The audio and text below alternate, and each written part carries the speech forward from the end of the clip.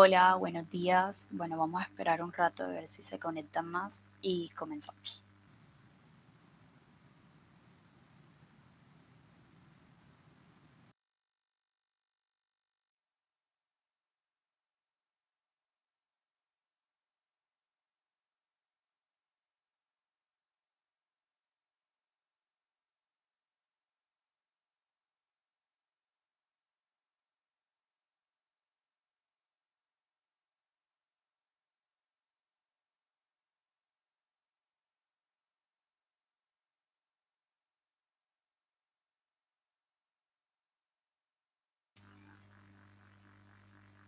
¿Se escucha?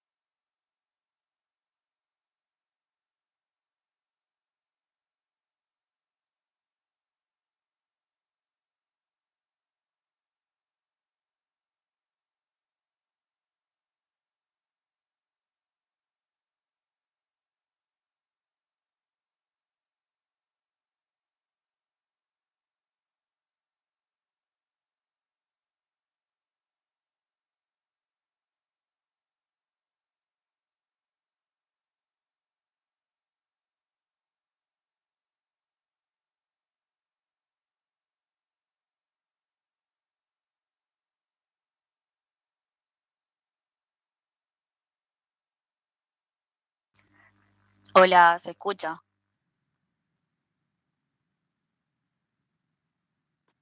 Sí, sí, se escucha luz.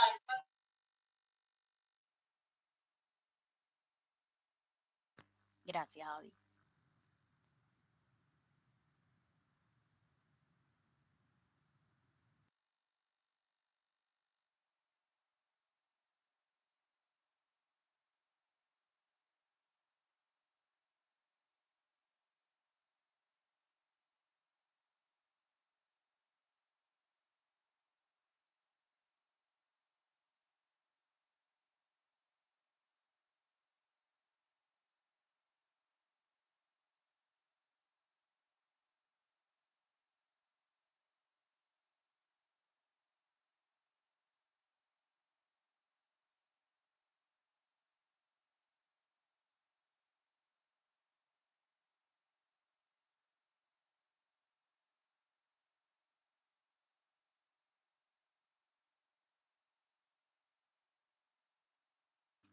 Bueno, creo que ya.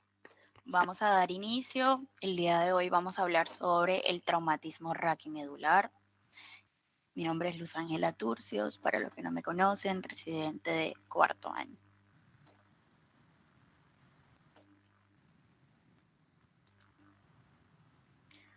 Bueno, los objetivos de este estudio, del estudio de traumatismo espinal, debemos descartar fractura espinal, obviamente, diferenciar las imágenes de pseudofractura.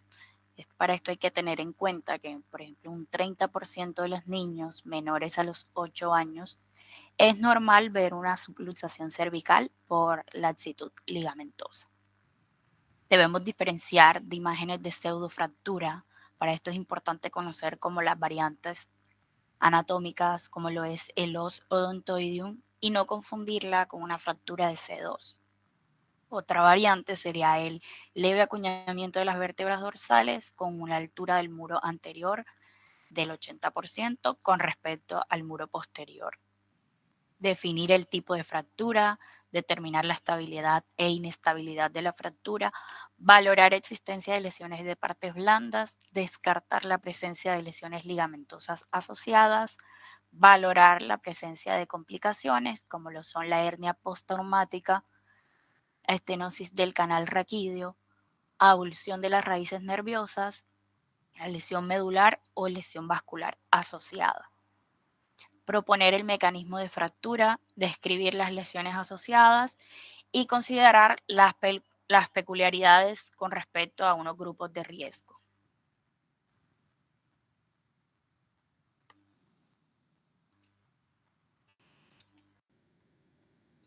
No pasa.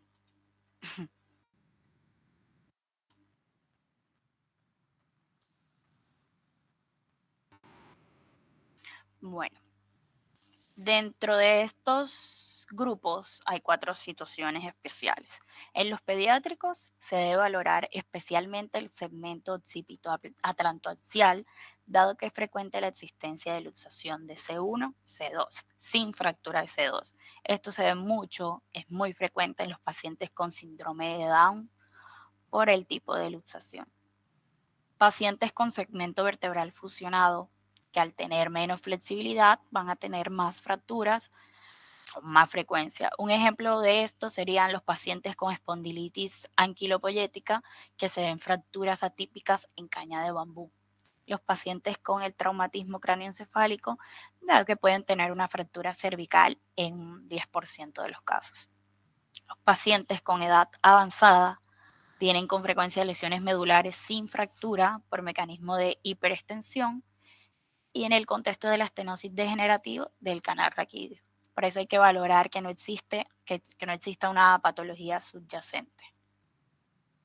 Aquí vemos la variante anatómica del proceso odontoides de C2 del axis en un foco de osificación que no se fusiona. Se ve como un hueso accesorio que no tiene continuidad ósea con el resto del C2. Aquí lo podemos ver en la imagen. Y se diferencia de fracturas de pronto por tener un borde cortical liso. Bueno, un concepto básico a nivel de la columna es el modelo de los 3 pilares de la columna vertebral, definido por Denise. Tiene pilar anterior, medio y posterior. Dentro del pilar anterior vemos el ligamento longitudinal anterior, el anillo fibroso anterior, 2/3 anteriores del cuerpo y disco vertebral. Dentro del pilar medio tenemos lo que es el ligamento longitudinal posterior, el anillo fibroso posterior, tercio posterior del cuerpo y disco vertebral. Y dentro del pilar posterior vemos lo que son los pedículos, las láminas, las articulaciones interfacetarias, los ligamentos amarillos, ligamento supraespinoso e interespinoso. Debemos diferenciar estos 3 pilares osteoligamentosos y la estabilidad de la columna va a depender de su integridad. No sé si se ve el mouse, creo que no. Bueno, dentro del traumatismo cervical tiene una mayor incidencia y sus causas más frecuentes son por accidentes vehiculares, por caídas, por accidentes deportivos. Los niveles más frecuentes lesionados son la región atlantoaxial y la columna cervical baja, tipo 6, C6, C7. Aquí podemos también ver algo en la radiografía, que el cuerpo vertebral es el rojo, el azul son las apófisis articulares, el verde son las láminas, el amarillo son las apófisis espinosas, ¿sí? Las líneas paralelas que están, las negritas, son la articulación interapofisiaria. Bueno, las técnicas radiológicas para la exploración por rayos X podemos seguir una anemotecnia que es ABCDE para su evaluación sistemática. Aquí podemos ver la alineación que se valora mediante 4 líneas paralelas trazadas en una proyección lateral, que son la línea vertebral anterior une el margen anterior de los cuerpos vertebrales, la línea vertebral posterior une el margen posterior de los cuerpos vertebrales, constituyen el margen anterior del canal espinal. Está la línea espinolaminar que se traza a través de la unión de las láminas con el margen anterior de las apófisis espinosas y constituye el margen posterior del canal espinal.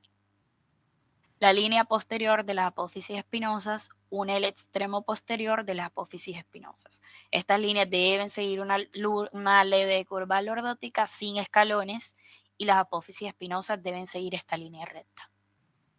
Entonces, cualquier alteración de la alineación debe considerarse como una evidencia de fractura oculta o de lesión ligamentosa.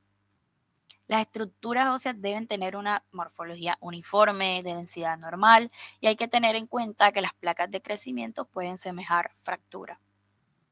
Con respecto a los espacios discales, deben ser simétricos y tener una altura similar tanto en su margen anterior como en el posterior. Y acá hay que tener en cuenta los cambios degenerativos en los pacientes mayores. Bueno, las medidas normales de estos espacios deben ser aproximadamente predental menor de 3 milímetros en adultos y en los niños menor de 5 milímetros. El espacio prevertebral en adultos debe ser menor de 5 a 7 milímetros a nivel de C2, C4 y menor de 22 a nivel de C5, C7. Bueno, con respecto a la tomografía y la resonancia, tenemos que la tomografía es un método más rápido, es multiplanar, es mucho mejor para la caracterización de las fracturas y la identificación del compromiso óseo.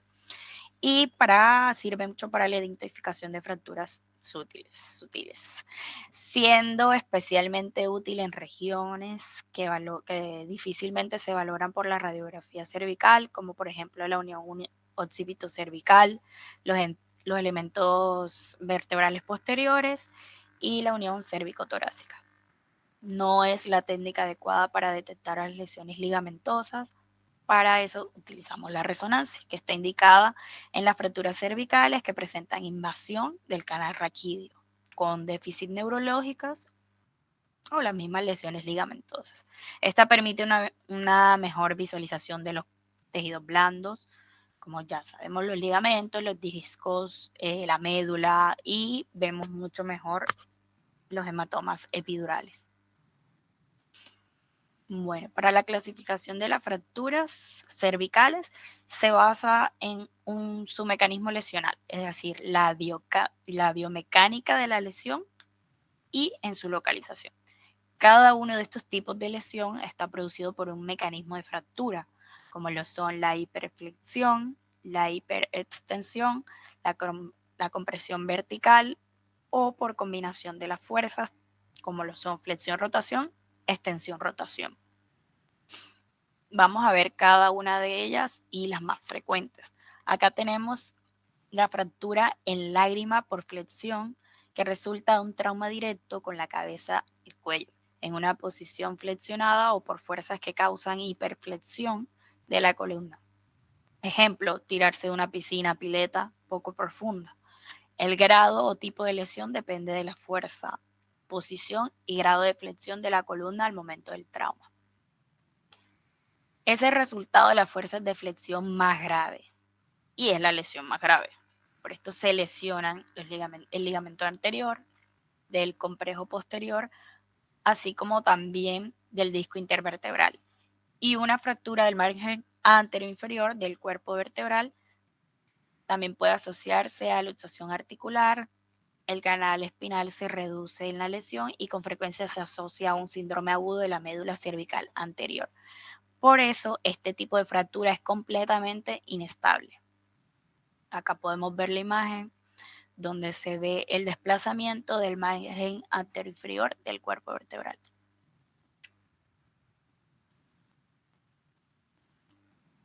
La luxación interfacetaria bilateral, vemos que se produce una separación anormal en el plano vertical de las facetas articulares con desplazamiento superior y anterior de las superficies.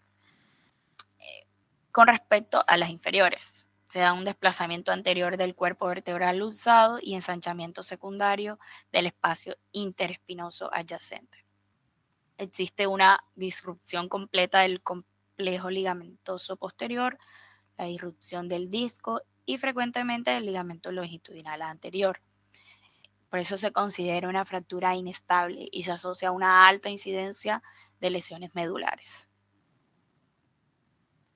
La subluxación anterior, existe una disrupción del complejo ligamentoso posterior y una rotura parcial de las fibras de la porción posterior del disco intervertebral, lo que condiciona una rotación o desplazamiento anterior de la vértebra situada por encima del nivel de la lesión.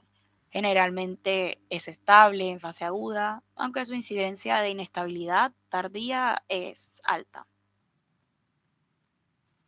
La fractura en cuña simple se caracteriza por una pérdida de la altura de la vértebra afectada en su parte anterior y aumento de la anchura de los tejidos blandos prevertebrales.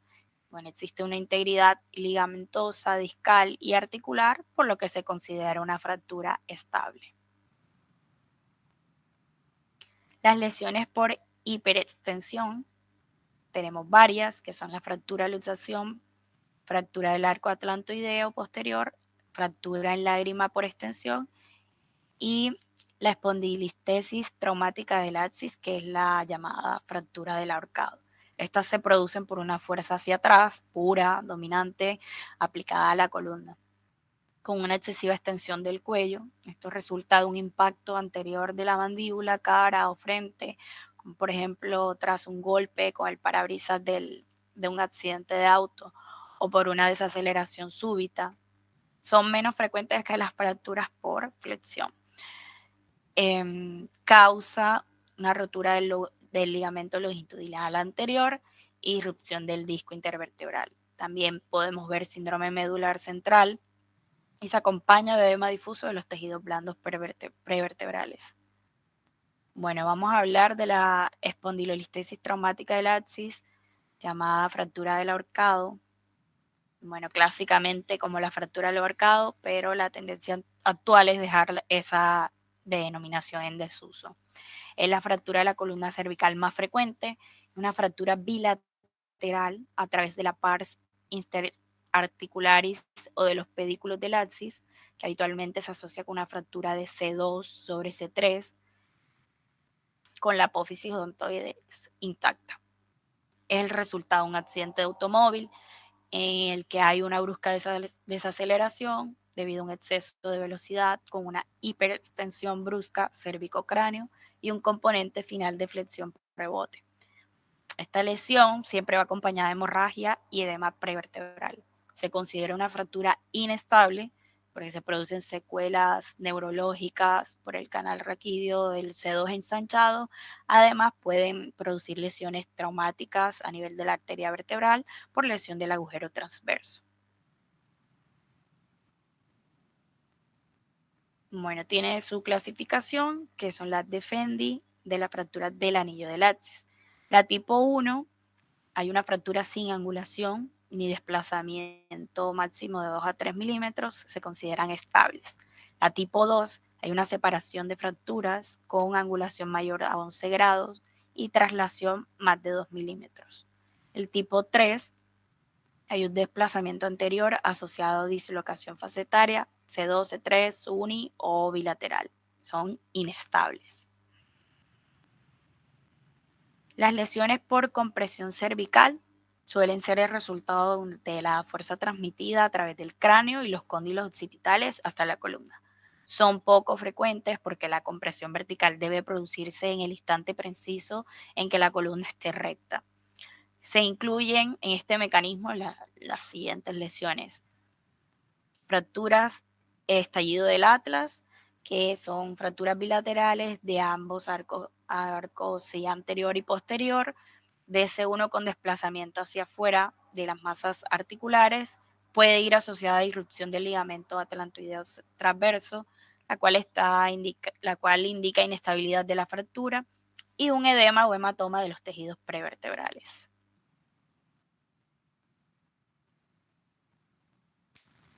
Bueno, tenemos otra lesión por compresión cervical, que es la fractura en estallido de la columna cervical media e inferior. Se considera una fractura conminuta del cuerpo vertebral, extendiéndose a ambos platillos vertebrales. Esta es secundaria a una fuerza por compresión con desplazamiento hacia atrás de un fragmento posterior que protruye en el canal espinal y puede lesionar la médula espinal. Esta se asocia a fractura de elementos posteriores, no se asocia a fractura de elementos posteriores, pero pueden ser estables o inestables. Y dentro de las fracturas occipitoatlazoideas, que son las fracturas del cérvico-cráneo, el cérvico-cráneo consta del occipucio, la articulación occipitoatlantoidea, el atlas, el axis, la articulación atlantozoidea. Debido a su configuración y el mayor rango de los movimientos, se considera región vulnerable en donde recaen más del 60% de todas las lesiones traumáticas de la columna cervical. Hablamos de la dislocación atlanto-occipital o la disociación cráneo-cervical, también la puede encontrar así. Es una lesión infrecuente producida por disrupción de los ligamentos y cápsulas articulares que estabilizan la unión atlanto-occipital con la consiguiente dislocación. Es frecuente en niños y los hallazgos radiológicos encontramos malposición de los cóndilos occipitales en relación con las facetas articulares del atlas. Aumento de la distancia entre el bastión y la odontoides, que el intervalo bastión y la punta de odontoide, o sea, el diente, y el bastión y la línea posterior a C2, estas deben ser menores a 12 milímetros para ser normal. Ahí podemos ver la línea roja. Sí. La línea roja es la punta del bastión y el diente. Y la línea amarilla, pero en la gráfica, sí. Y en la línea amarilla vemos que es el bastión y la línea posterior a C2. Es una fractura inestable, muy inestable, y en la mayoría de los casos fatal, incompatible con la vida. Esta ocasiona distracción o compresión de la médula, del tronco o de pares craneales, y hay alteraciones vasculares por estiramiento de las arterias vertebrales. Acá tenemos la clasificación de Traineris, donde tipo 1 hay un desplazamiento anterior de las masas laterales del atlas. El tipo 2 hay desplazamiento longitudinal entre el atlas y el occipital. Y el tipo 3 hay un desplazamiento posterior. Tenemos la subluxación rotatoria atlantozoidea, que es la fijación o subluxación rotatoria. Está frecuente en la infancia, se presenta con tortícolis dolorosa y limitación de la rotación de la cabeza. Se produce por un mecanismo de flexión y rotación de la columna cervical asociada a debilidad del ligamento transverso, secundario frecuentemente a traumas. Ejemplo, los ejercicios de gimnasia. Se clasifican en 4 tipos. En tipo 1 hay una rotación simple con ligamento transverso intacto. El tipo 2 hay un desplazamiento anterior unilateral de una masa de C1 sobre C2 de hasta 3 a 5 milímetros. El ligamento transverso del atlas es deficiente. El tipo 3 hay un desplazamiento anterior de ambas masas del atlas de más de 5 milímetros. El ligamento transverso totalmente incompetente. Y el tipo 4 hay una subluxación unilateral o bilateral posterior de las masas del atlas. Estas lesiones, la tomografía es el método diagnóstico de elección. Bueno, aquí tenemos la inestabilidad atlanto-odontoidea, que es el resultado de la rotura del ligamento transverso y ocasionalmente de los ligamentos alares y membrana pectoral. Esta se produce una luxación atlanto-odontoidea anterior con una separación entre el arco anterior del atlas y la apófisis odontoides superior a 3 milímetros en los adultos. Se utiliza la clasificación de Dickman para la rotura del ligamento transverso, que hay diferencia entre tipo 1 y tipo 2. Ahí lo podemos ver en la imagen, donde el tipo 1 hay una ruptura medial del ligamento con indemnidad de los elementos óseos. Y el tipo 2 hay una desinserción o fractura del tubérculo óseo de inserción del ligamento a la masa lateral del atlas. Bueno, tenemos la fractura del cóndilo occipital, que esta se produce en pacientes afectados de traumatismos craneales de alta velocidad, generalmente contra superficies romas. Se asocia a fracturas cervicales. Se clasifican, aquí tenemos la clasificación de Anderson y Montesano, donde el tipo 1 es cuando existe una fractura conminuta, aislada del cóndilo por compresión axial, que es estable si el cóndilo contralateral está intacto. El tipo 2, hay una fractura del cóndilo con extensión al clivos o al hueso occipital. Estas son estables. Y el tipo 3, ahí vemos en todas las imágenes donde hay una avulsión del cóndilo y se consideran fracturas inestables. Está la fractura de la odontoides, que esta representa un 20% de todas las fracturas cervicales. Se dividen en 3 tipos según su localización. Para esto tenemos la clasificación de Anderson y de Alonso. que el tipo 1 es una fractura oblicua por abulsión de la punta de la odontoides. El tipo 2 es una fractura transversa por encima del cuerpo de la odontoides, es la más frecuente, puede no tener consolidación ósea y conllevar a pseudoartrosis. La tipo 3 es una fractura de la región superior del cuerpo y de las facetas articulares superiores. Bueno, para la lesión medular ante una clínica aguda de déficit neurológico tras un traumatismo vertebral, se debe realizar una tomografía para descartar una compresión medular directa a la fractura y un arrezo en caso de que no haya fractura que explique el déficit y determina el tipo de lesión medular. Las lesiones medulares hemorrágicas tienen un déficit neurológico irreversible. En el traumatismo vertebral agudo también se debe descartar la existencia de hematoma epidural o subdural, la aparición de hernias traumáticas, abulsión de la raíz nerviosa con presencia de un pseudomeningocele en el manguito de la raíz. Acá podemos ver estos 3 ejemplos de lesión medular por hiperextensión, donde la figura A y B son unos cortes sagitales, secuencia STIR, que muestra una hernia discal de C5 o C6 previa al traumatismo cervical que provoca una estenosis del canal raquídeo. Ante un traumatismo por mecanismo de hiperextensión con una lesión edematosa intramedular, y en la C, un sagital T1 que confirma la ausencia de fractura vertebral, la estenosis del canal y la ausencia de hemorragia en la lesión intramedular. Bueno, tenemos el traumatismo dorsolumbar. En las fracturas dorsolumbares se debe evaluar la estabilidad o no de las fracturas. La inestabilidad puede ser neurológica cuando hay un daño medular y o neurológico. Puede ser mecánica cuando la fractura condiciona una gran deformidad de la columna vertebral. Según la clasificación de Denis, podríamos clasificar las fracturas en 2 grandes grupos, lesiones menores y mayores. Las fracturas con lesiones menores son poco frecuentes, provocadas por contusiones directas, como caídas de espalda con golpe directo en la región lumbar o por una contractura violenta de la musculatura lumbar. Ninguna de este grupo causa inestabilidad. Tenemos dentro de las fracturas con lesiones mayores, unas fracturas por flexión-compresión, son las más frecuentes y de menor gravedad, son estables y nos acompañan de compromiso neurológico.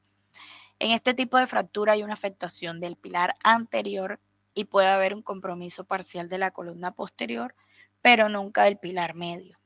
Se pueden diferenciar fracturas por compresiones anteriores y laterales producidas por una flexión anterior y una flexión lateral respectivamente. Se localizan habitualmente en la columna dorsal baja y lumbar alta, aunque los pacientes con osteoporosis pueden ser múltiples y en cualquier nivel vertebral. Acá hay un ejemplo de fractura por compresión dorsal, en corte sagital, se ve la fractura de 12 y en menor grado de 10, sin compromiso del canal. Ven la disminución de la altura de ambos cuerpos. Las fracturas por estallido, que se llaman también fractura de Burst, corresponde a un 30% de las fracturas de este grupo. Estas se consideran inestables, ya que afectan al menos 2 de los 3 pilares, se afecta al menos la columna anterior y media. El 50% de estas lesiones se asocian a lesiones neurológicas. La localización típica es la unión dorso-lumbar, un segmento de 11L1 por ahí. Los hallazgos radiológicos vemos que adoptan una morfología en cuña, a diferencia de los de la compresión, que esto se diferencia porque allá también hay una que adopta morfología en cuña, pero la diferencia con las de compresión es que ellos afectan la columna, es la afectación de la columna media. Estos pueden afectar la plataforma vertebral superior, inferior o ambas. Disminución de la altura del cuerpo vertebral, fractura del muro posterior con retropulsión hacia el canal raquídeo, aumento de la distancia interpedicular y fractura de la cortical interna de las láminas. Ejemplo, en una fractura por estallido con retropulsión de la mitad superior de la vértebra y pérdida significativa de la altura, especialmente en dirección anterior. Tenemos las fracturas por flexión-disrupción, son típicas, provocadas por el cinturón de seguridad, no producen lesión neurológica, pero pueden causar inestabilidad mecánica, se producen por un mecanismo de flexión sobre un eje transversal a nivel de la vértebra. La flexión se puede normalmente por una contusión de la pared abdominal anterior, se afecta la columna media y posterior con la anterior intacta, se afecta la columna la localización típica es la columna dorsolumbar o lumbar alta. Dentro de los hallazgos radiológicos podemos ver un aumento de la distancia interespinosa, una rotura horizontal de la apófisis transversa de los pedículos y de la pars interarticularis, un aumento de la altura de la porción posterior del cuerpo y rotura de la pared posterior. Podemos ver un ensanchamiento posterior del espacio distal, que hay una probable rotura del anillo fibroso y del ligamento longitudinal posterior. Fracturas luxación son producidas en accidentes de alta energía y son las de mayor gravedad de las fracturas vertebrales. Se aprecia un compromiso de los tres pilares, combinándose mecanismos de compresión, tensión, rotación, cizallamiento, lo que permite una subluxación o luxación del cuerpo vertebral. Hay una clasificación según mecanismo de producción de la fuerza. El tipo A, vemos una flexión-rotación, que este tipo de fractura, los pilares posterior y medio están totalmente fracturados y el anterior falla por mecanismo de compresión y rotación. Se ve luxación o subluxación a través del disco o del cuerpo vertebral con rotación de los mismos. Tipo B, hay un cizallamiento, se da una afectación de las tres columnas, incluido el ligamento longitudinal anterior. Y tipo C, hay una flexión-distracción, que es la fractura por flexión-disrupción, que ya vimos anteriormente, con luxación o subluxación de los cuerpos vertebrales. Estas fracturas son inestables y estas pueden presentar inestabilidad mecánica y neurológica. El daño neurológico puede ser progresivo por el desplazamiento óseo al comprimir el cordón medular. Por eso el tratamiento quirúrgico con descompresión del cordón y la estabilización de la fractura. Bueno, las fracturas pélvicas pueden ser simples o complejas y pueden afectar cualquier parte de la pelvis ósea. Las fracturas pélvicas pueden ser fatales debido a una hemorragia pélvica y una pelvis inestable y requiere tratamiento inmediato. Acá podemos ver parte de la anatomía, que son el anterior, lateral, posterior.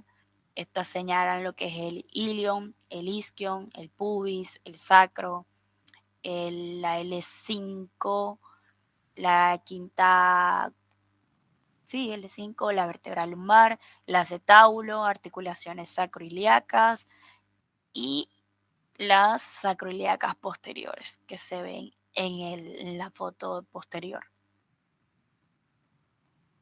Bueno, el anillo pélvico consiste en dos arcos. El arco posterior es más consistente, se extiende entre las superficies acetabulares, incluyendo el sacro, articulaciones sacroiliacas e ilíacas. El arco anterior tiene sus ramas púbicas y sínfisis púbicas. Y también aquí vemos un gráfico donde están los ligamentos que se pueden ver alterados. La clasificación de la fractura, existen muchos sistemas de clasificación, dentro de los cuales actualmente los más utilizados mundialmente son la clasificación de Tile, la de John Borges, y ahora nos enfocaremos en esta última, considerando su amplio uso, la sencillez de la misma y su capacidad de brindar una guía para la intervención a seguir. Acá tenemos esa clasificación donde va a tener una compresión anteroposterior o una rotación externa, donde el tipo 1 hay una diástasis púbica menor de 2,5 centímetros o fractura de ramas pubianas sin diástasis en sacroiliaca. El tipo 2, hay una diástasis púbica más de 2.5 centímetros, más una diástasis de sacroiliaca anterior. El tipo 3, hay una diástasis púbica mayor a los 5 centímetros, más una diástasis completa anterior y posterior sacroiliaca. Dentro de la compresión lateral tenemos también 3 tipos. El tipo 1, hay una fractura de rama púbica con impactación sacra, más compresión de sacro anterior del mismo lado. El tipo 2, hay fracturas de ramas púbicas con disrupción anterior de sacroiliaca y o fractura del ilión posterior. Y el tipo 3 es un tipo 2 más la fractura de ramas púbicas y diástasis de sacroiliaca contralateral. Y para el cizallamiento vertical, vemos un desplazamiento vertical o antero-posterior de alineación sacroiliaca. Esto es lo que le acabo de decir. Aquí le quedan las diapositivas y el cuadro para que vean mucho mejor las imágenes con cada descripción. Y las fracturas del sacro ocurren en un 45% de las fracturas de la pelvis, menos del 5% se representan como lesiones aisladas. Un 25% se asocia a lesión neurológica por afectación del plexo lumbosacro, nervio ciático o de cauda equina. Estas suelen verse en traumatismos de alta energía como lo son los atropellos, las caídas de alturas, accidentes de tránsito, colisiones. Según el trazo de fractura se pueden diferenciar lesiones verticales y lesiones mixtas. El componente anterior que se asocia a la lesión sacra puede estar en la sínfisis pubiana o en las ramas ilio-isquiopubianas. Acá tenemos las lesiones verticales del sacro dependiendo la ubicación del trazo. Existen 3 tipos según la clasificación de Denis. La 1 corresponden a las fracturas a través del alerón sacro, que el 6% de estos pacientes presentan lesiones neurológicas con compresión de la raíz de L5. La zona 2 corresponden a las fracturas a través de la neuroforamina. El compromiso neurológico representa un 25% de los pacientes. Y la zona 3 corresponde a las fracturas del cuerpo a través del sacro. Y unos 50% de estos pacientes muestra lesiones neurológicas en algún grado, pudiendo presentar mayor incidencia de lesiones de la cola de caballo. Bueno, existen diversas clasificaciones que subdividen a su vez las fracturas de la zona 3 de Denis. Una de ellas descriptiva según la forma de la fractura, subdividiéndolas según las letras a las que se parecen. Aquí tenemos la clasificación descriptiva de Bácaro, donde vemos forma de H, de U, de lambda y la forma de T. Se consideran como lesiones mixtas. Y bueno, concluyendo, cuando concurren fracturas del anillo pélvico y sacro, se consideran inestables, por lo que se precisa una cirugía estabilizadora. Bueno, muchísimas gracias. Terminamos por hoy.